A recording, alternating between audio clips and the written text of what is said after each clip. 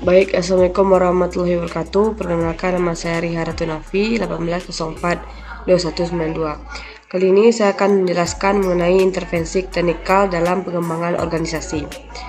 Penggunaan intervensi teknikal ini adalah perluasan pekerjaan secara vertikal.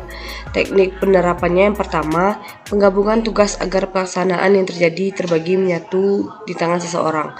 Yang kedua, penciptaan satuan kerja yang sifatnya alamiah, yang berarti bahwa aneka ragam pekerjaan seorang karyawan terwujud menjadi suatu yang dapat diidentifikasikan serta merupakan suatu yang bermakna.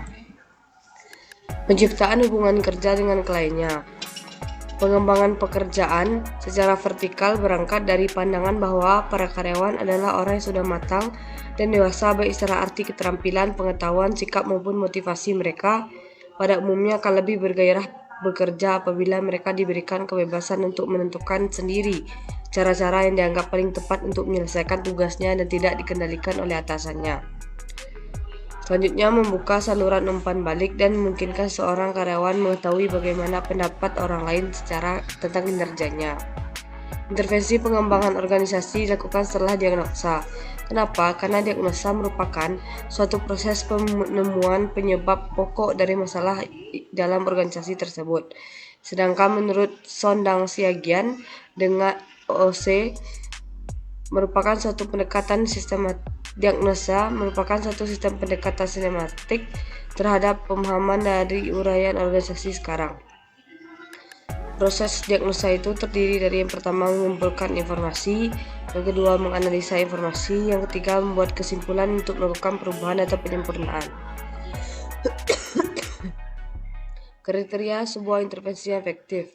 Yang pertama dengan informasi yang benar dan bermanfaat, yang kedua dengan kebebasan memilih, yang ketiga dengan keterikatan ke dalam. Tugas konsultan saat berinvestasi, menguji kesiapan klien, meyakinkan bahwa perubahan itu tetap bersumber pada kekuasaan organisasi, membantu mengatur sumber-sumber internal untuk mendukung dan memelihara perubahan. Pengembangan tim kerja. Pengembangan tim atau team development adalah tindakan yang mendukung melatih sekelompok individu yang ditempatkan bersama untuk bekerja sesuai unit yang kohesif untuk mencapai hasil yang diinginkan. Contoh sederhana pengembangan tim adalah setiap rekan kerja dari departemen yang berbeda mengerjakan proyek yang sama.